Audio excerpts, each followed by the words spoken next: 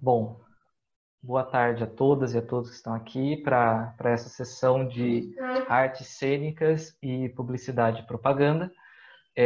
Hoje a gente vai começar com artes cênicas e a gente vai ter a fala aí do professor Miguel, professor de teatro aqui do Colégio Keili, coordenador também, da Isabelle Zaravello e da Júlia Vilar. As perguntas, pessoal, os alunos que entraram aqui, as perguntas vocês direcionam no chat para uma parte que está escrito perguntas mesmo, tá?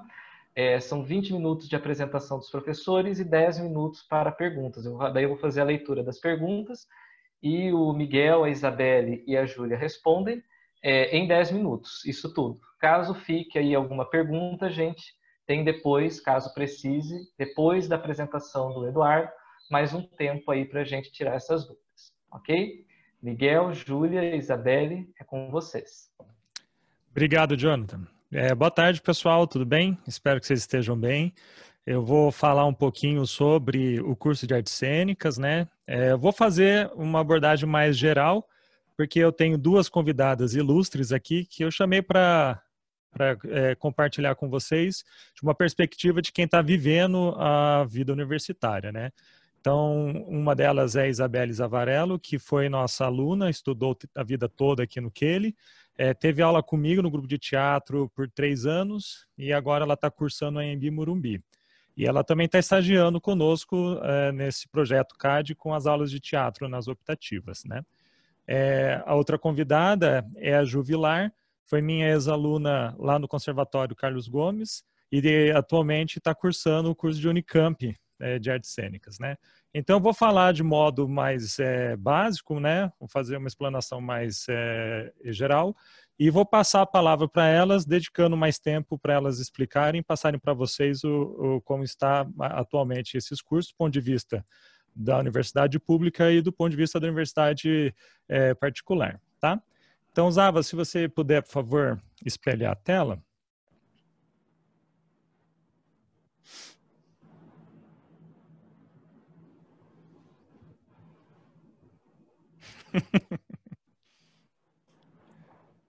Adorei essa foto, Zava. Bom, então, né, eu sou o Miguel, né, eu sou formado em artes cênicas, eu fiz Unicamp, né, e no curso de artes cênicas, né, tem o bacharelado e tem a licenciatura. São duas coisas que vocês precisam ficar atentos na hora de escolher a faculdade, tá? O bacharelado você vai poder, então, né, ser um ator, uma atriz, um artista cênico, e você vai estar habilitado para atuar em filmes, peças teatrais, telenovelas, comerciais, dublagem, né, essas coisas. Você também pode dirigir peças teatrais, novelas e filmes. Também pode atuar como dramaturgo, que é escrever as peças teatrais, os roteiros, as novelas, os filmes. Como cenógrafo, que seria trabalhar na criação dos cenários e dos ambientes. Figurinista, para criar os figurinos, a indumentária, o vestuário. Você pode também atuar como crítico, né? Escrever críticas em veículos de comunicação. Teórico, como teatrólogo, ou trabalhar na produção, que produção é tomar as providências necessárias para a realização de um evento cultural, ou seja, a pessoa que faz tudo, né? Para dar aula, aí precisa fazer a licenciatura em artes cênicas e com a licenciatura você pode ministrar aulas de teatro, né, para alunos do ensino fundamental, ensino médio, para cursos livres e também pode elaborar obras didáticas, né? Próximo. Muito bem. Como que é o curso? Eu vou falar de maneira assim bem básica, tá? Depois as meninas podem aprofundar essa parte e mostrar um pouco como que é a rotina em cada uma das faculdades, tá? Mas basicamente o curso de artes cênicas, né, ele vai trabalhar por um lado, a questão prática, né? As aulas práticas a gente chama aquelas que trabalham com a expressão corporal, a expressão vocal e também aulas de jogo, de improvisação, de criação. Na Unicamp, na minha época, tinha também luta, tinha máscara neutra, tinha improvisação, o silêncio, em várias linguagens, né? Dança. danças brasileiras, enfim. Então, várias abordagens para trabalhar o corpo, a expressão do corpo e também atingir aí um corpo criativo, expressivo e que tenha prontidão para a criação, né, para o estado criativo. E, por outro lado, tem a parte teórica, né, que estudar as teorias de linguagens, a história do teatro, a história da técnica, da interpretação, várias correntes, né, e diretores e grupos de teatro ao longo da história, né. Você, depois de cursar a graduação, você pode se especializar, seguindo a carreira acadêmica por um mestrado, doutorado, ou seguindo pela livre docência. Aqui eu separei algumas, né, das faculdades mais conhecidas e reconhecidas. As melhores públicas tem a USP em São Paulo, a Unicamp em Campinas, em Salvador tem a UFBA, em Brasília a UNB, o UEL em Londrina, o FMG em Belo Horizonte, Curitiba tem a FAP e a Unesp. O Artes Cênicas da Unesp fica em São Paulo, ali na Barra Funda. E as melhores faculdades particulares, em São Paulo tem a Embi Morumbi, a Belas Artes, a Célia Helena e a PUC-Rio. Bom, eu vou então dar espaço aqui, passar a palavra então para a Juvilar, para ela comentar um pouco como é que está o curso da Unicamp, como ele é estruturado, e passar então um panorama aí de quem está vivendo isso nesse momento. Ju, por favor, fique à vontade. Oi, gente, boa tarde. Tá dando para me ouvir? Sim, né? Bom, eu estou agora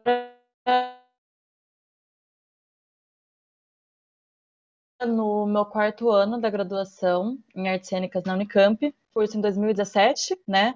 E a minha turma, 017, porque entrou no ano de 2017, foi a última turma a entrar no catálogo do curso integral. A partir de 2018, o curso matutino, né? Mas assim, a gente diz que ele meio que passou a ser realmente integral agora, porque acaba que a demanda dele, a demanda do curso, né?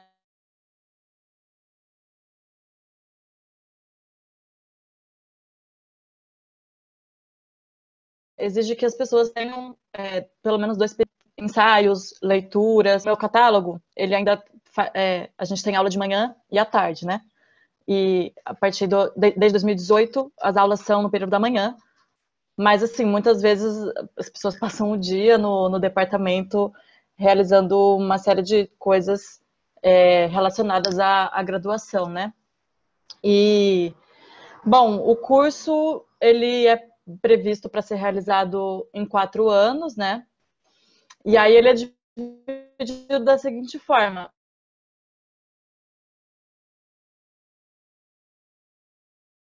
a primeira metade, os 2 primeiros anos, diversos assim, a grande, então envolvem muito o nosso corpo, a nossa energia e nossa mente também. Então, essas aulas práticas passam por dança, práticas de consciência corporal, interpretação, criação de cena, enfim, muitas coisas bem laboratorial, assim, no sentido de entrar na sala e ficar mexendo o nosso corpo para descobrir coisas. Entender coisas e a gente mesmo, nosso corpo. Enfim, a grande maioria dessas disciplinas, então, são teóricas também, né? E passar por teatro ocidental, teatro, história do teatro, a dramaturgia, enfim, tem algumas disciplinas teóricas também, mas esse não é exatamente o foco da Unicamp, da graduação em artes cênicas na Unicamp, né?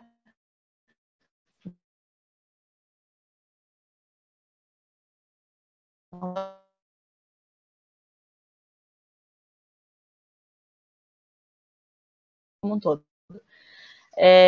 Mesmo, né, para anos de muitas disciplinas, a partir do quinto semestre,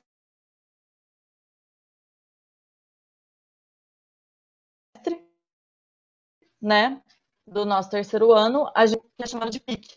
Então, cada semestre, ele é voltado para a criação de um espetáculo. Não como uma fábrica de criação de espetáculo, né, porque é um curso e a finalidade é aprender, né.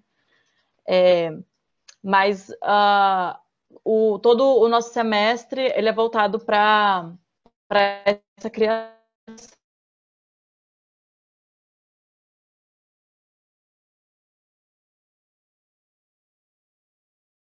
Né? E essa criação, ela permeia muitas coisas. Para criar, não basta você estar lá e na marra, assim, a gente vai aprendendo a produzir. Algumas pessoas vão se envolvendo mais com algumas coisas, outras vão se envolvendo mais com outras, de acordo com seus interesses e desejos, né? E, bom, o formato do curso é mais ou menos esse. E aí, cada um desses PICs, né, desses semestres, tem um eixo. O primeiro é o não dramático, então a gente constrói uma peça a partir de algum material que não seja uma peça de teatro.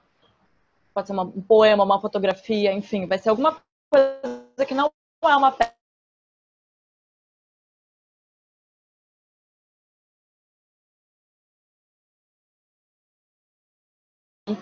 Que vai ser o gatilho dessa criação. Aí, né, a criação dentro dessa linguagem épica, né, que é basicamente um teatro.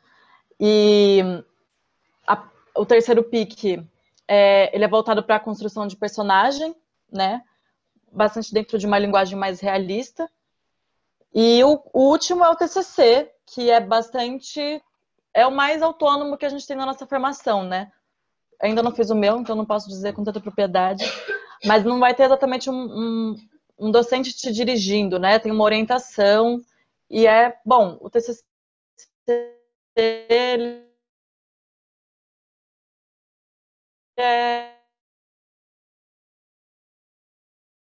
essa conclusão do curso, né? Então é bastante autônomo para que a gente criar, desenvolver coisas. Bom, além desse formato do curso, a própria vivência dentro da universidade, ela permite que a gente esteja em diálogo aí com vários outros saberes, várias outras áreas, vários outros cursos. Então, eu posso me inscrever em disciplinas de outros cursos, de institutos,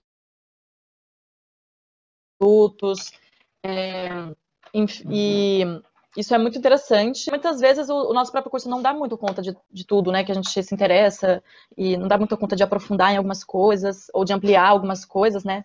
Então, acho que a universidade pública, ela tem essa potência muito grande que está na própria palavra universidade, assim, é um universo de coisas, limitado, lógico, mas é um universo aí de saberes e de possibilidades que a gente pode estar em contato.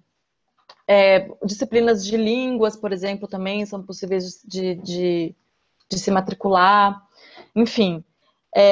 E tem também alguns outros eventos que não fazem parte da graduação, da nossa carga horária, né, da nossa grade oficialmente, mas fazem parte da nossa formação também.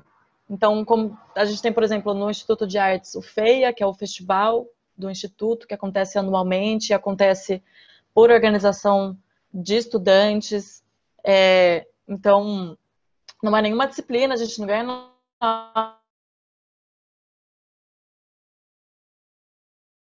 nota, nada disso, mas é uma experiência muito para quem tiver interesse.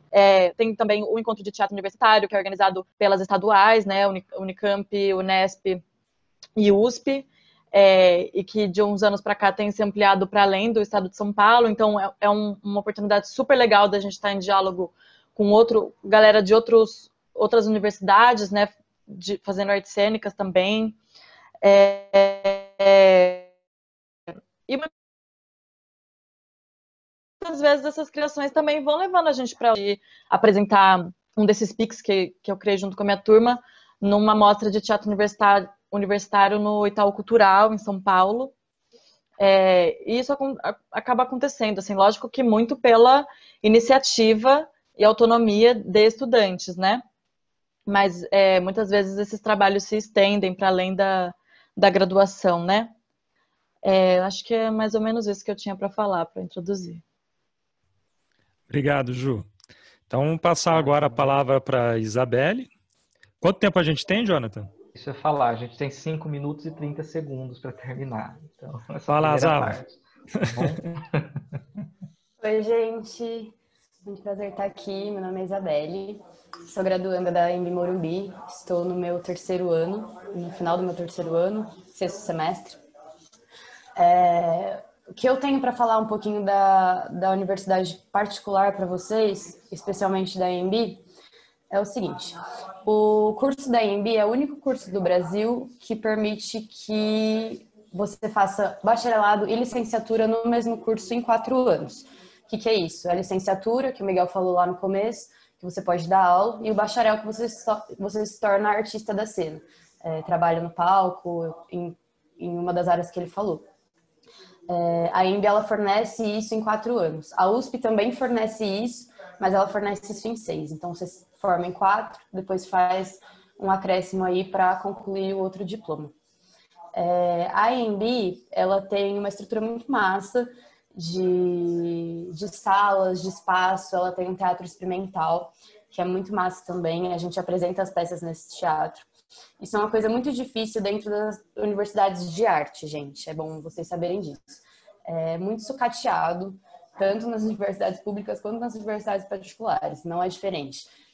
Lógico que na universidade particular, por eles terem mais dinheiro para investir, a estrutura é um pouco melhor, mas não tem como comparar a estrutura de um curso de medicina da EMB Morumbi com a estrutura do curso de teatro. Isso é muito triste, mas é a nossa realidade aqui no nosso país. Com relação à grade horária, a gente tem também, dentro do bacharel, interpretação, aula de corpo, aula de voz, a gente tem indumentária, que é criação de figurino, criação de cenário, marcenaria, a gente mexe com isso, a gente cria os figurinos no final do curso, a gente cria os cenários, tem maquiagem também. Aí, como o meu curso ele tem a parte toda de licenciatura, a gente pega todas as matérias de licenciatura. Então, a gente tem pedagogia, psicologia, história do teatro, isso também no bacharel, história da arte, história do teatro, ensino do teatro, então, como dar aula de teatro, metodologias, que metodologias usar, enfim. É bastante amplo, são 4 anos, então não é tão aprofundado, mas é muito, muito legal. E a gente sai com 2 diplomas, então tem que fazer 2 TCCs. O TCC de licenciatura é difícil, o TCC de licenciatura é escrito normal, que nem o TCC comum, e o nosso TCC de bacharelado é a peça, que é a apresentação final. A gente tem que fazer uma peça e esse é o nosso TCC de bacharel. Só que como funciona? A gente, dentro do curso da EMB, apresenta 3 peças públicas. Uma no segundo semestre, que é o primeiro ano de curso, uma no quarto semestre, que é no segundo ano de curso, e uma no TCC. As 2 primeiras peças, todas são públicas, mas as 2 primeiras elas têm esse caráter apresentativo e de avaliação, mas do mesmo jeito que a Ju disse, é uma avaliação na peça, mas a avaliação ela é feita durante o semestre, porque é aquele laboratório diário, é você entender seu corpo, é você se esforçar, precisa ensaiar além do período de aula, isso é de praxe, não tem como você só ir para a aula de manhã ou à tarde ou à noite e é só isso. Não, você ensaia à tarde, você se reúne com um grupo, é um esforço a mais que você tem que fazer, então a carga horária acaba sendo maior do que o que a universidade fala. E na peça de TCC é muito legal porque a gente tem muito mais autonomia para criar. Então, a gente tem um diretor, mas a gente tem um auxílio vocal do professor de voz, a gente tem auxílio de corpo do professor de corpo, e a gente cria nosso cenário, nosso figurino, tanto que tudo isso faz parte do TCC. A gente realmente estar disposto e preparado para criar uma peça inteira, iluminação, figurino, cenário, maquiagem, atuação, corpo, tudo isso. Com relação aos festivais de teatro, não acontece muito, não tem essa iniciativa dos alunos de ir, é bem difícil, mas estando em São Paulo, a faculdade sendo em São Paulo, é muito mais fácil você conviver com a arte dentro da cidade. São Paulo tem peças de teatro todo dia, tem apresentações artísticas todo dia, apresentações incríveis. Então, isso é algo que a gente sempre fica sabendo, a gente consegue desconto quando as peças são pagas, para ir assistir, para ter contato com artistas, para conversar com esses artistas, fazer perguntas. Geralmente, no final da peça, eles abrem para a gente conversar e entender processo de montagem, tudo que rolou para aquilo funcionar. Então, isso é muito legal. Além da carga horária também. Ir ao teatro, ver teatro, apreciar o teatro, isso é muito importante. Não adianta estar só ali nas aulas e não entender e apreciar e ver e assistir. Também faz parte da carga horária. Eu acho que é isso também que eu precisava falar. Obrigado, Zava. Obrigado, Ju. Bom, eu acho que é isso. Então, eu acho que elas conseguiram passar aí uma noção, né? Eu acho que do que pego e reforço aí que aparece, né, na fala das duas, é que é uma área em que você trabalha muitas horas, além, né, das horas convencionais e oficiais, e muita dedicação extraoficial ali, muita hora de ensaio, hora de trabalho prático, de produção, de montagem de cenário, figurino, enfim. É uma dedicação bastante grande no meio de um cenário que nem sempre é valorizado, né? Mas também é um lugar de intensa riqueza humana. Eu acho que isso é algo que é muito importante ressaltar também. Você vai encontrar pessoas apaixonadas e vão se envolver nisso, né? Eu acho que é um ambiente humano muito rico, né? Muito obrigado, então, meninas. A gente fica aí aberto para responder as perguntas e as dúvidas de vocês. E obrigado, Jonathan. Que agradeço, Miguel, Júlia, Isabelle, pela exposição, foi muito legal. Eu estou adorando aqui, acho que eu vou fazer artes cênicas futuramente também. Nós temos 4 perguntas aqui, 2 com nome e outras 2 não estão com nome. A primeira é da Luísa, ela fez uma pergunta muito fofa, seguinte: gostaria de saber como o professor Miguel e seus convidados se sentem sendo maravilhosos e lindos, e mandou um agradecimento.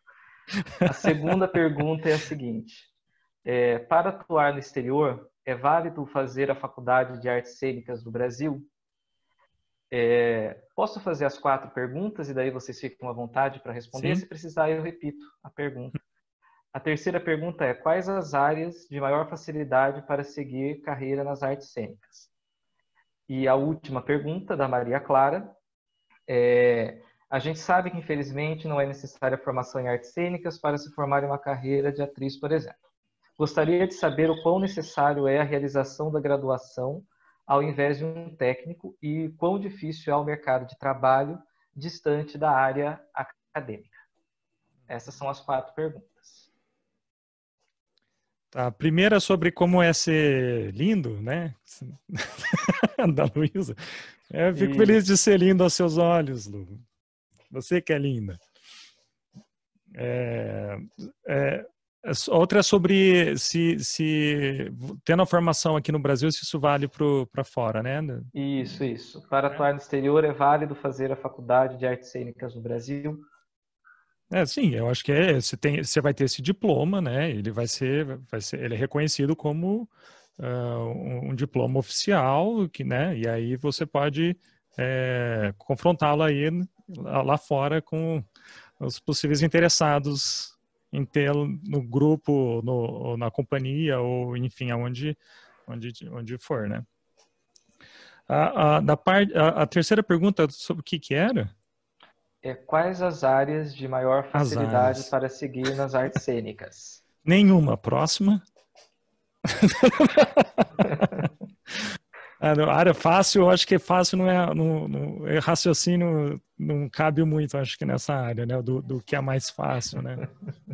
Eu acho que isso se encaixa muito no que a pessoa sente que é melhor para ela, porque a partir do momento que você se encaixa em um lugar que você gosta e você se sente bem, e você é bom fazendo aquilo, flui.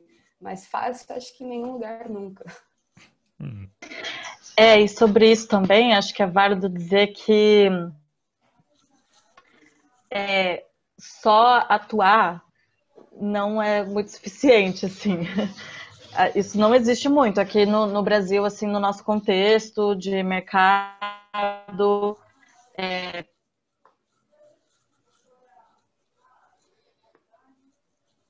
Travou um pouquinho. Não existe esse luxo de me chamar lá. Você vai ficar, assim, na cadeira esperando por muito tempo, porque a realidade exige que a gente vá circulando em muitas áreas, né? Então, lógico que, como ela falou, vai muito do interesse, do desejo genuíno de cada pessoa, né? Eu, por exemplo, me entendo mais como artista da cena do que como atriz. Gosto de circular entre várias formas de criação, assim, desde dramaturgia até a própria atuação, enfim. O que me interessa é cena, é construir cena. Uhum. Eu acho que esse ponto, né, que a Ju traz é importante, né, é lembrar que você sai aí né, um polivalente aí, né, da área da arte e tal. É o que é muito comum ver, e assim que eu me formei, fui para São Paulo formar minha própria companhia junto com os meus amigos e era isso, né? A gente tinha a nossa companhia, mas todos trabalhavam também dando suporte para as companhias de amigos, né? Então eu trabalhei muito como iluminador, né? Amigos trabalhavam como cenógrafos em outras peças, como figurinistas em outras peças. Eu também dirigia peça para outras companhias. Então, assim, além do meu trabalho dentro da companhia com aquele núcleo de pessoas que a gente tinha um desejo próximo de montar peças com aquele sentido, com aquela linguagem, a gente também precisava dar nosso rolê aí para poder sustentar, dar aula fora, trabalhar com coisas fora da área muitas vezes, né, para se sustentar, e enquanto isso, tentando manter esse sonho aí de ter uma companhia de teatro, né, e etc. Polivalência é a palavra-chave aí. Sobre o técnico, né, que é a quarta pergunta, né, eu acho que a Ju até pode falar isso porque ela tem formação técnica antes de entrar na Unicamp, né, não sei se você quer compartilhar um pouco isso. Ela foi minha aluna no conservatório, que é um curso técnico, né, e como que é o mercado de trabalho nesse aspecto? Como você sente isso, Ju? Pedir licença rapidinho, que tem mais uma pergunta que está dentro desse campo aí. Tá. A pergunta é a seguinte: gostaria de saber em que área desejam trabalhar depois de se formarem. Daí é para Júlia e para a Isabelle. Okay.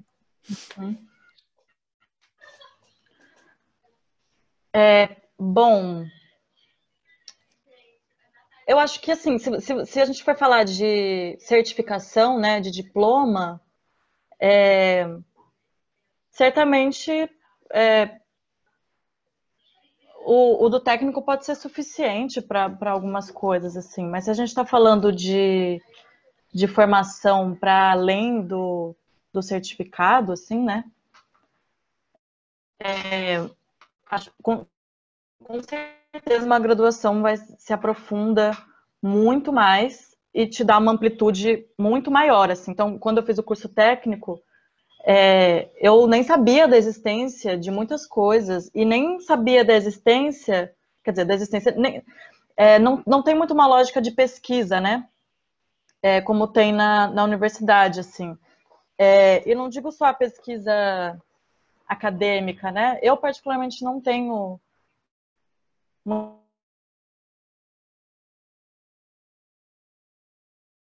muita intenção de seguir uma carreira acadêmica, né? Ficar mais. Mas mesmo sem esse interesse numa carreira acadêmica,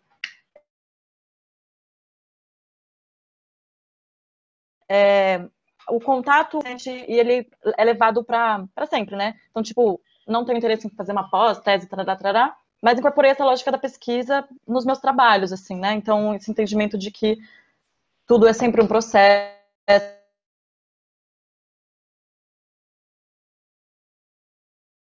tudo é sempre um aprendizado, tudo é sempre uma pesquisa final, né?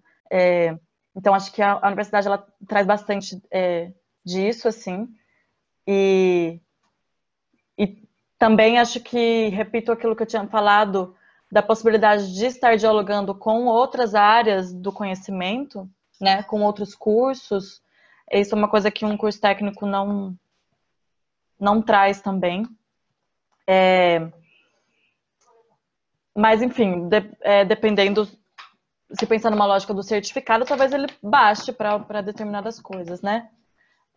Qual a outra pergunta sobre o que quer fazer quando se formar? Bom, Eu acho que nesse ponto do campeonato que eu tô, assim, no meu 4º ano, já tô nessa fronteira, assim, entre o que é estudo, o que é trabalho, sabe? As coisas se dissolvem um pouco. Então, eu já trabalho, né, com muitas coisas. Não tá exatamente só no lugar do planejamento, assim, quando acabar, vou fazer isso, vou fazer aquilo.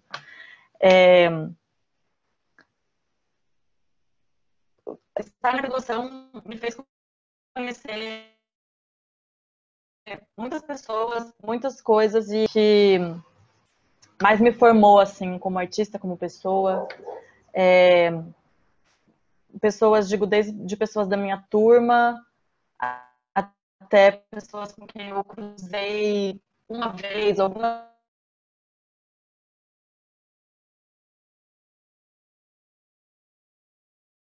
vezes, enfim.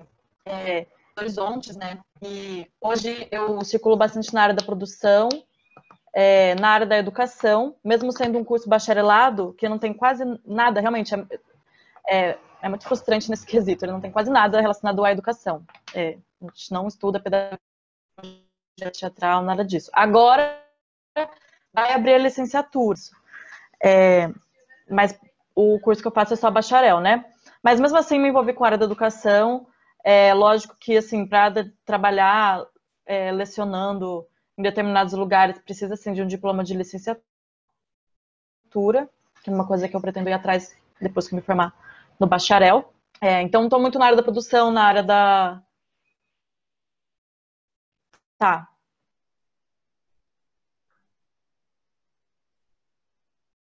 Travou a... Enfim, produção, educação, atuação e muito mais teatro do que televisão.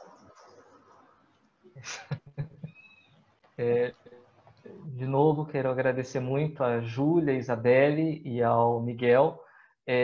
Caso tenha alguma outra pergunta, eu mando para vocês durante a apresentação do Eduardo, porque assim que terminar a gente pode aí estender mais um tempinho, se eventualmente alguém tiver mais alguma questão para colocar. Muito obrigado mesmo pela fala de vocês três, foi muito, muito gostoso, muito interessante aquilo que foi exposto. Agora eu convido o Eduardo. Seja muito bem-vindo e muito obrigado. O seu microfone está desativado, Eduardo. Pronto, agora sim. Eu que agradeço o convite. Obrigado a todos aí que estão na sala. Espero poder ajudá-los aí de alguma forma e contribuir aí numa futura carreira de vocês, tá bom? Eu vou compartilhar minha tela e aí a gente começa.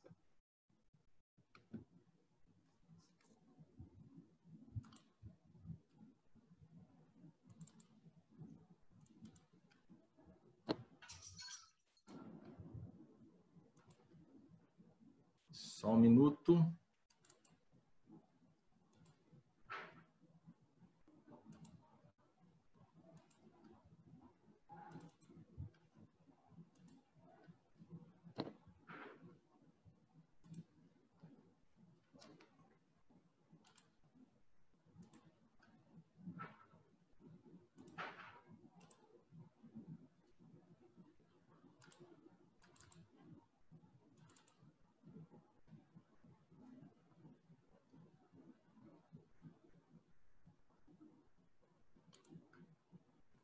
Larissa, tá aí? Oi. Larissa, eu gostaria de tirar isso daqui da lateral. Você tem que ir lá embaixo no modo de apresentações. Espera aí. Tá.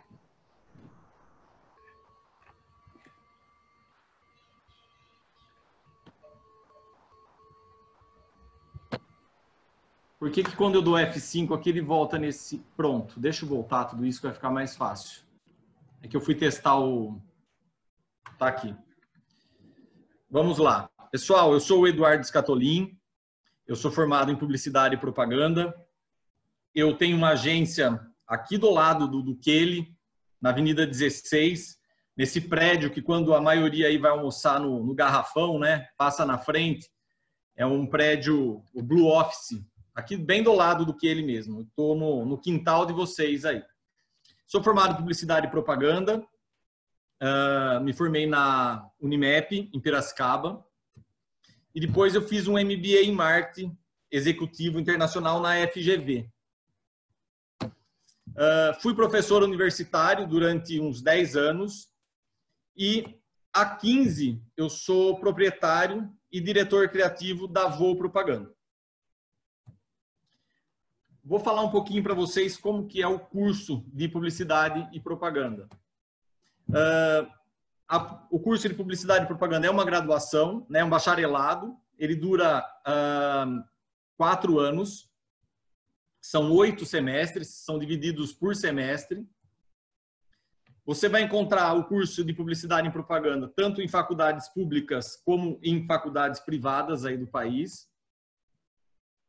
Tem a modalidade presencial e a distância, né? Hoje, tudo aí está à distância devido à pandemia, mas eu ainda sou um pouquinho das antigas aí e eu gosto mais do presencial. Eu acho que a troca, o network, a experiência do dia a dia presencial, para mim, ainda é muito mais interessante do que a distância, tá? O curso, ele serve para desenvolver tanto as suas atividades aí criativas, como habilidades para você saber comunicar melhor uma ideia, vender um produto, vender uma pessoa, enfim, ele te dá bastante subsídios, aí várias habilidades para você atuar no mercado. Uma coisa que é bacana eu já falar para vocês é que muitos têm uma ideia de que vai fazer publicidade porque é um curso mais tranquilo, não tem tanta teoria, e isso é uma mentira, né? Você passa assim por várias disciplinas que eu considero extremamente importantes aí no decorrer dos semestres, como teoria da comunicação, filosofia, sociologia, economia, enfim, estética, cultura de massa. Você vai passar por várias teorias antes de você realmente ir para a prática aí do trabalho. Porém, é um curso que tem muita atividade prática, né? Desde o começo, você vai estar colocando a mão na massa e executando mesmo de uma maneira prática aí tudo que você vai aprendendo aí durante o curso, tá? Desde o primeiro semestre, você vai ter trabalhos em grupos, então você vai perceber que essa é uma profissão que você sempre vai trabalhar em grupo, você sempre vai depender de outras pessoas. Então, tem as agências júnior, agência escola, onde desde o primeiro semestre aí você já tem que lidar com outras pessoas e cada uma é responsável por um departamento dessas agências fictícias que são criadas aí, e vocês vão resolvendo os problemas que os professores vão passando aí conforme a disciplina. Então, é um curso que você vai trabalhar muito mesmo essa questão de trabalho em equipe. Como que é a profissão? Vou falar um pouquinho da profissão para vocês. No passado, ser publicitário, eu falo no passado porque nos últimos anos mudou muito. Era uma profissão que tinha muito glamour, né? Você ser publicitário. Fazendo um comparativo bem raso, né, para vocês entenderem, os publicitários eram as digital influencer do passado, né? Eram aqueles que influenciavam outras pessoas.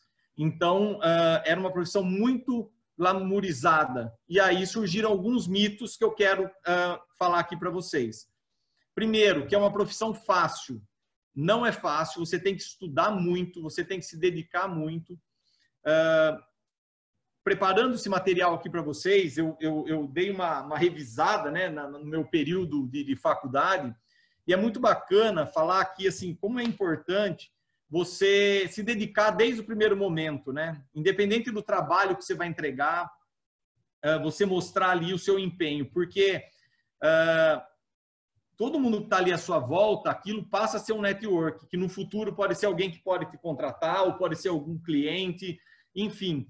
É muito bacana, desde o primeiro momento, você já entrar de cabeça mesmo e se dedicar na profissão que você escolheu. Mas não é uma profissão fácil, exige muito conhecimento.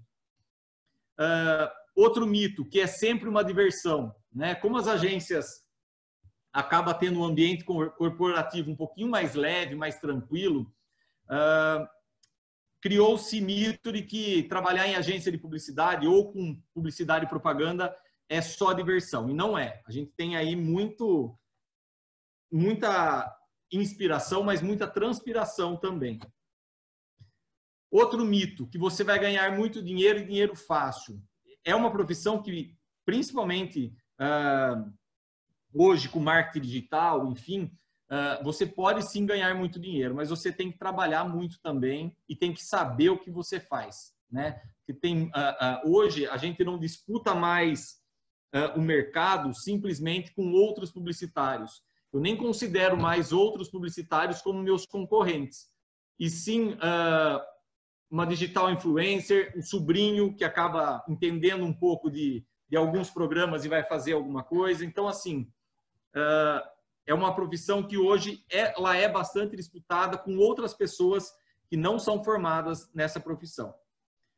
Eu coloquei aqui como mito que vai ganhar muito dinheiro, mas isso pode se tornar, sim, uma verdade se você se dedicar e fazer um trabalho diferenciado.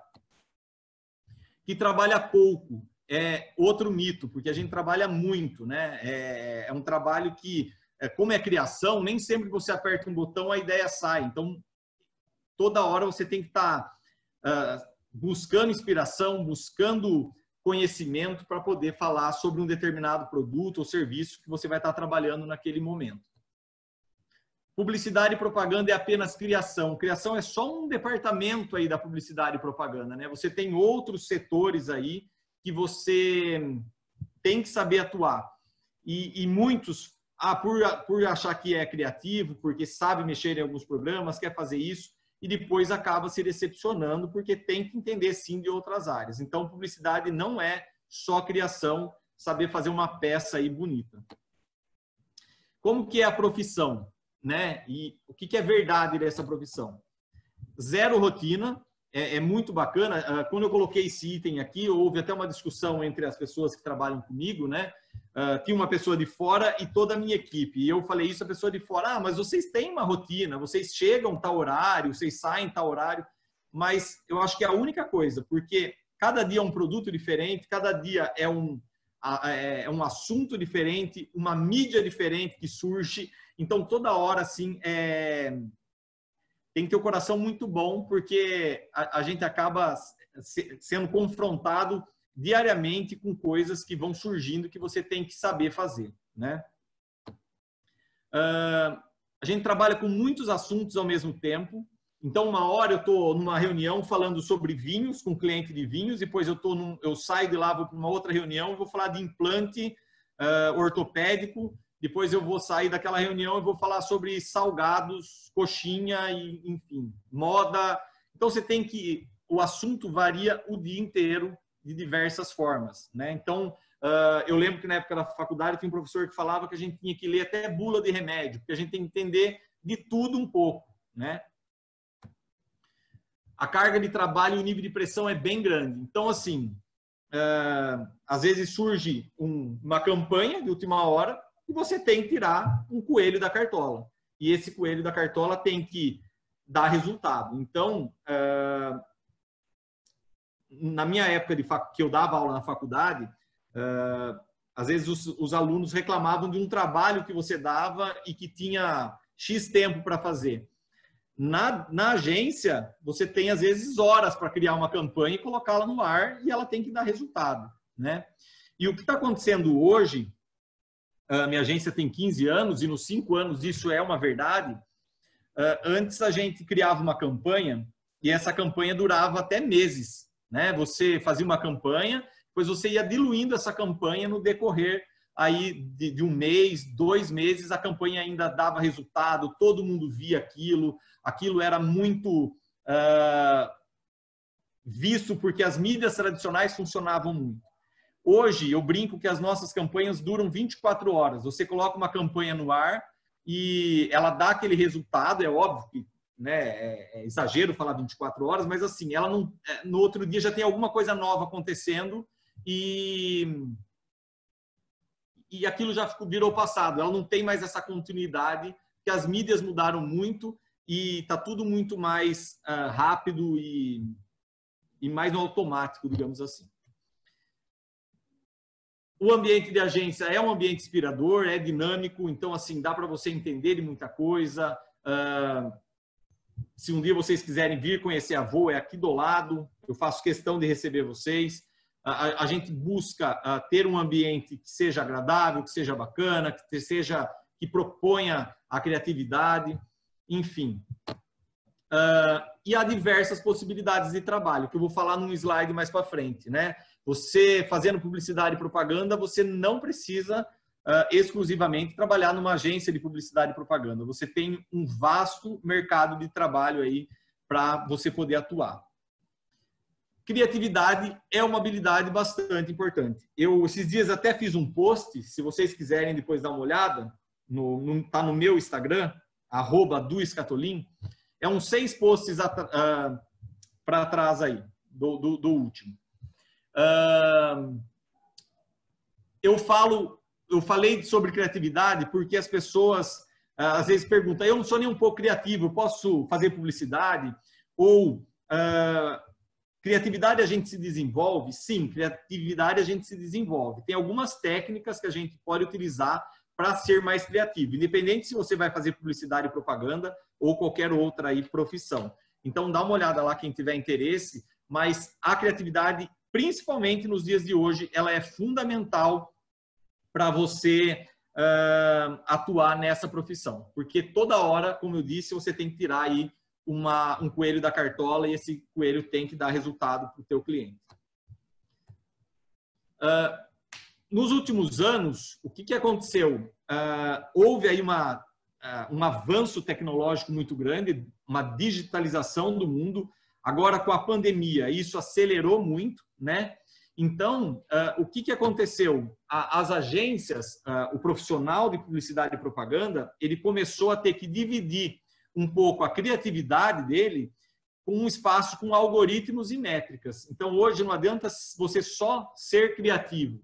Você tem que entender um pouquinho de tecnologia e de tudo que está acontecendo aí com os algoritmos e métricas, que é o que está regendo aí o mercado publicitário, né? Não adianta você ter uma campanha super bonita se você não souber atingir o público de uma maneira correta, não fazer a segmentação correta e fazer essa entrega desse post, desse trabalho de uma forma bem profissional e direta para o público que você quer atingir.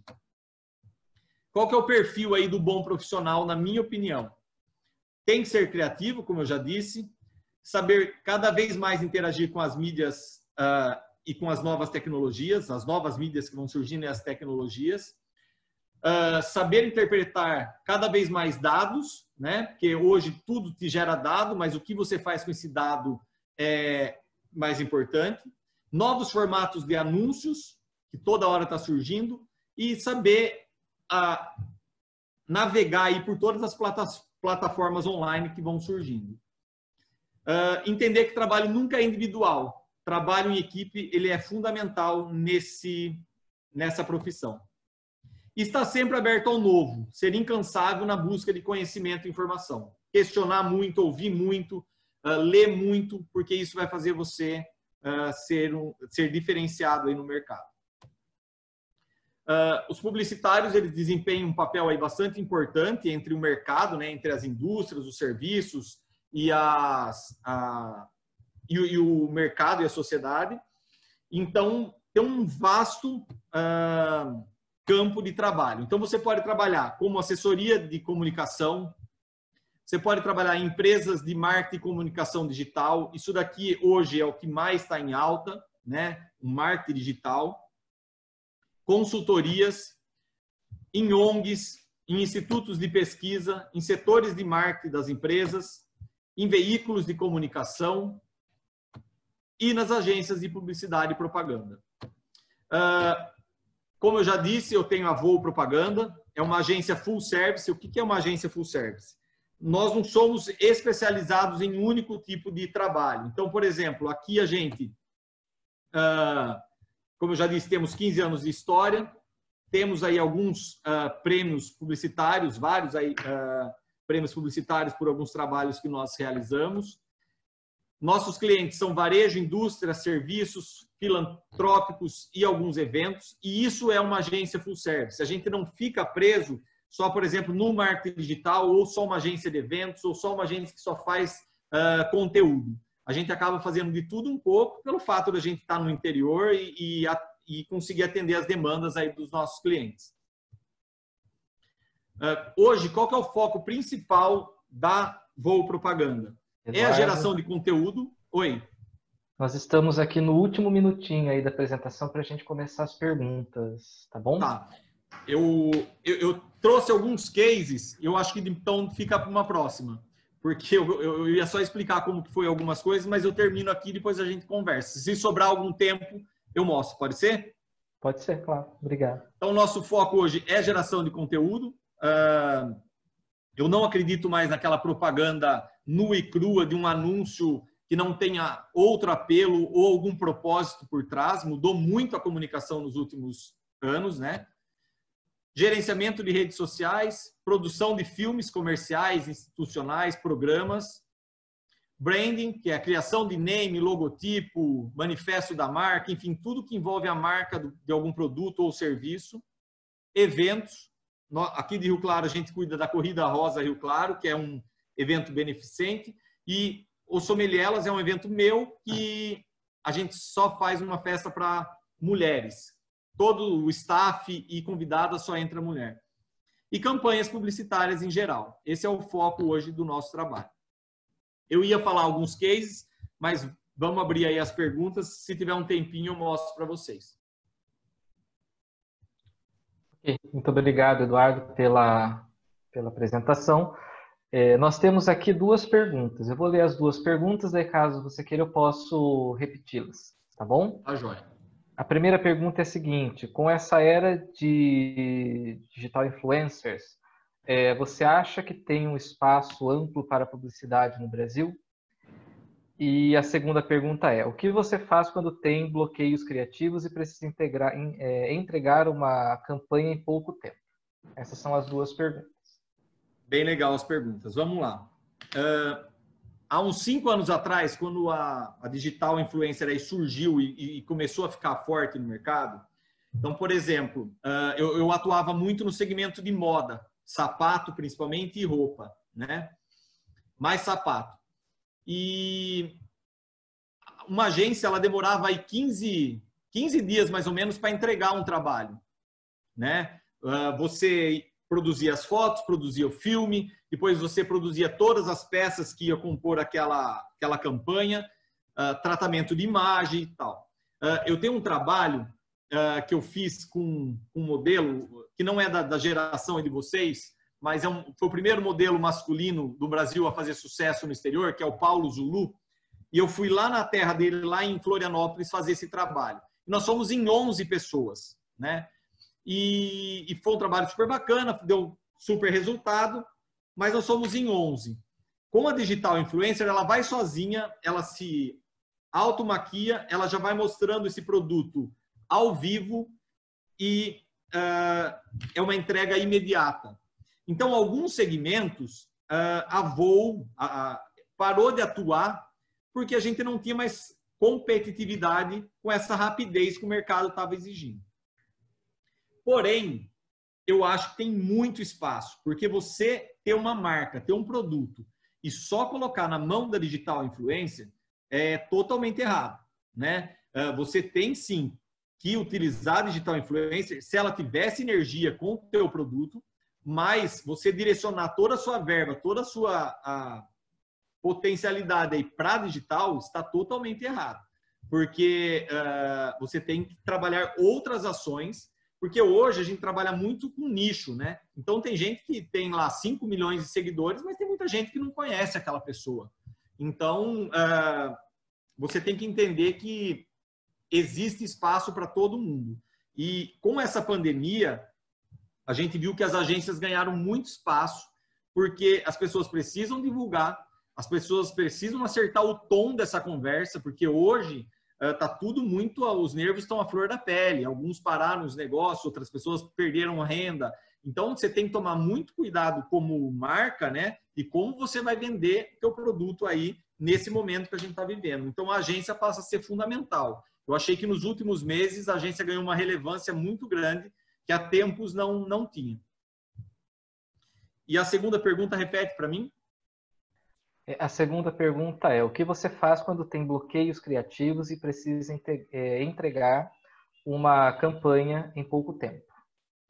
Olha, eu tenho 15 anos aí até mais, mas com a Voo, com a agência, 15 anos de trabalho. E, assim, foram raros os momentos que isso me aconteceu, graças a Deus. Porque, assim, a ideia surge, eu acho que isso é um exercício que eu vou tentando sempre olhar para as coisas e falar, nossa, se um dia eu tiver que fazer tal coisa, isso é uma ideia legal, ou vou fazer tal ação. Então, você já vai tendo ali seu caderninho de ideias e vai anotando tudo isso que uma hora você vai usando, né?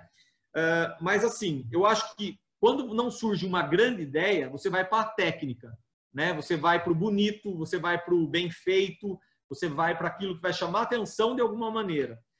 Nem sempre, amanhã mesmo eu vou apresentar uma campanha, que já é uma campanha que está se estendendo, porque é um empreendimento, e não é uma campanha surpreendente, mas é uma campanha super bonita.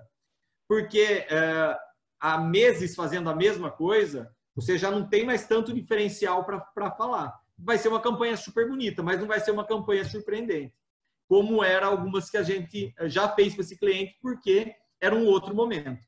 Então, quando tem esse bloqueio e você não tem tempo, você vai para a técnica. O que eu falaria de uma forma que não precisa ser uma grande ideia, mas que seja bem feito. É dessa forma que eu costumo atuar. Porque não é toda hora que você precisa ser aquela ideia genial, né? É claro que se você tivesse isso toda hora, é bacana, mas nem sempre você precisa ter uma ideia que vai ganhar prêmio com ela.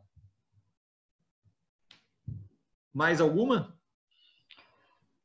Aqui eu tenho mais duas perguntas. Eu queria ver se a Larissa aí autoriza mais 10 minutinhos, porque eu acho que não vai dar para responder só em 2. Acho que dá para seguir mais uns 10 minutinhos, Larissa? Sim, sem problemas. A pergunta é a seguinte: como surgiu a ideia de criar uma empresa? E a outra é, por favor, fale dos cases. Então, se puder falar, acho que de um ou 2 cases, se der tempo. Vou tentar ser rápido Eu me formei e aí eu comecei... Na minha época de faculdade, eu não conseguia nem apresentar um trabalho direito lá na frente. E um dia eu fui prestar um concurso para dar aula em uma escola aqui em Rio Claro de marketing. E eu acabei passando e fui dar aula para adolescentes de 14 anos e fui substituir o melhor professor, o professor que eles mais gostavam. No que eu entrei na sala de aula, eles viraram as costas para mim e eu falei, nunca mais vou dar aula na minha vida, né? Só que daí teve a segunda, a terceira, eles começaram a gostar, eu sempre me preparei muito para isso e acabou dando certo, foi muito bacana. Nesse meio tempo, eu passei num processo seletivo, numa cerâmica aqui da região, e trabalhei lá durante 4 anos, que foi uma outra faculdade, né? Trabalhar colocar na prática tudo aquilo que você aprendeu, foi muito legal. Só que enquanto eu estava lá nessa cerâmica, eu comecei a atender alguns trabalhos, algumas empresas. Então, tem uma empresa que eu atendo até hoje, que faz 21 anos que eu estou com ela. E aí, as pessoas começaram a ver essa propaganda. Foi numa época que ninguém utilizava pessoas da cidade, pessoas reais na propaganda. Eu brinco que eu fui até antes da Natura, da Dove, eu já comecei a fazer isso aqui em Rio Claro. Começou a dar muito certo, as pessoas começaram a gostar. E aí, dia 5 do 5, né, eu montei a agência. E minha agência, no começo, chamava Du Escatolim, porque as pessoas falavam, é a agência do Du Escatolim, e acabou ficando. Em 2015, eu fui para o Vale do Silício, lá falava-se muito de meritocracia, de um monte de coisa. Eu tinha uma pessoa que trabalhava comigo, que era um funcionário muito bacana, ele acabou sendo meu sócio, e eu não gostava mais de ter o meu nome só focado no meu nome. E foi daí que surgiu a Voo, que foi uma grande surpresa, porque proporciona vários motivos aí da gente criar várias coisas diferentes. Então, aqui na agência, por exemplo, é tudo com cara de avião, as janelinhas são de avião, os relógios de aeroporto. Então, assim, você tem um poder de criação muito grande. Posso correr aí com os cases? Vamos lá. Pode sim.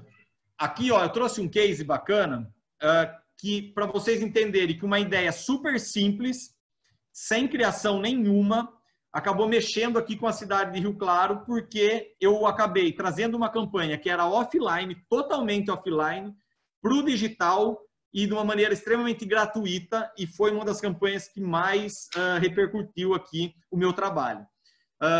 O cliente é uma construtora, chama Construtora Rio Claro. O produto é um residencial que chama Vista Alegre. A campanha chamava Ajudem o João. O veículo que nós utilizamos foi outdoor. Eu fiz um teaser. Teaser o que é? Você faz um negócio sem revelar e depois você revela na outra semana. O outdoor ele dura 14 dias. Eu usei 7 dias esse outdoor de teaser e depois eu revelei o que era. E as redes sociais. O que era esse outdoor? Olha como ele não tem criação nenhuma, ele só tem uma ideia muito boa. Eu coloquei vários outdoor, 10 outdoor na cidade, escrito: me ajude a sair da casa da minha sogra, João. E não falei mais nada. As pessoas começaram a andar na rua e começaram a ver esse outdoor, e aí elas começaram a mandar para o João, né? João, é você? Você quer sair da casa da sogra? O que é isso? Tal. E começaram nos grupos de WhatsApp a mandar, nas redes sociais. Então, assim, eu trouxe aqui alguns exemplos, olha, uma propaganda gratuita aí, todo mundo postando esse outdoor na rua, e vamos ajudar o João. Gente, quem é o João? Outros, eu definitivamente amo meu país, Rio Claro, né? E se isso for publicidade de alguma construtora, os caras são fodas. Isso é marketing regional. Enfim, foi uma infinidade de pessoas. Alguém sabe quem é o João, que quer sair da casa da sogra?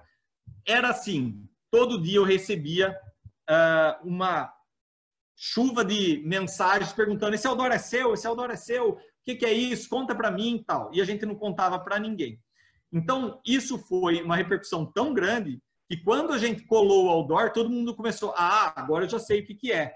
Então, assim, perceba que foi uma ideia simples, que a gente colocou sem arte nenhuma para parecer um negócio amador, e depois as pessoas ajudaram a divulgar gratuitamente nas redes sociais, e depois de 7 dias a gente revelou o que era, que João, essa é a sua melhor opção, e a gente falava do apartamento, enfim. Isso gerou um buchicho muito grande na cidade, não se falava em outra coisa, e todo mundo ficou sabendo desse empreendimento de uma forma bem divertida.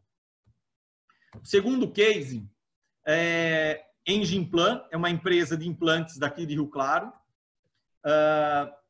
A campanha chamava Valiosa é a Sua Vida. E eu usei filmes e posts e uma exposição com as fotos que nós fizemos. Uma vez a Engimplan me levou para assistir uma cirurgia de uma pessoa que tinha câncer no queixo. E quando chega para colocar, eu fiquei 8 horas assistindo o médico fazendo essa operação. Foi uma coisa assim, uma das maiores experiências que eu já tive. E naquela hora que eu vi chegando o implante para ser colocado, ele vem todo lacrado, eu falei: meu, isso parece uma joia, né?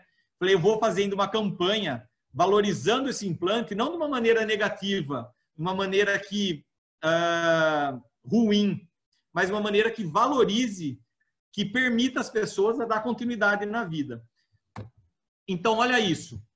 Nós pegamos vários modelos e a gente colocou os implantes nessas pessoas como se fossem joias. Então, aqui é uma calota craniana. Se a pessoa quebra o crânio, é uma calota personalizada. Isso substitui parte do osso, né?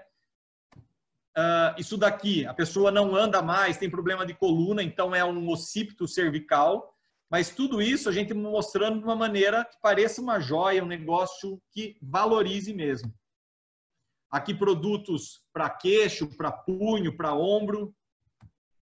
Isso daqui é para quem opera do coração. Aqui tem uma chavinha que eles parafusam no osso e depois tem uma pinça aqui, ó, no meio, que se precisar fazer uma operação de urgência depois, você consegue retirar. Então, a gente quis mostrar como é essa peça de uma maneira um pouco diferenciada.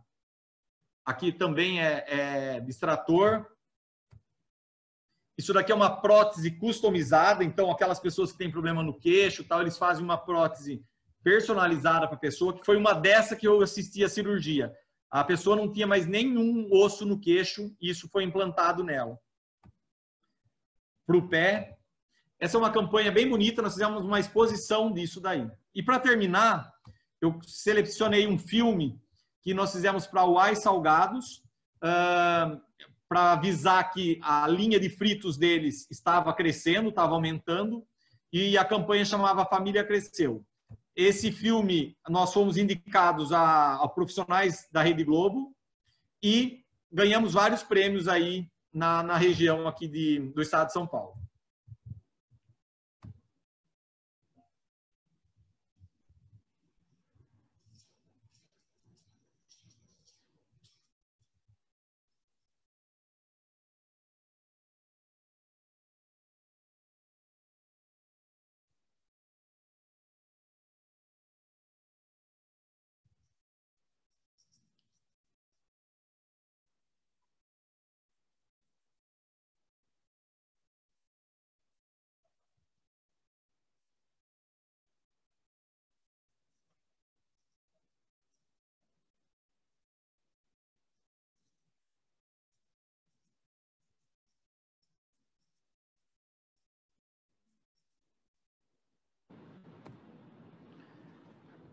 Para terminar, tem uma frase aqui do Steve Jobs que eu gosto bastante, que, resumindo, ele fala o seguinte, né? Que o trabalho preenche muito tempo das nossas vidas.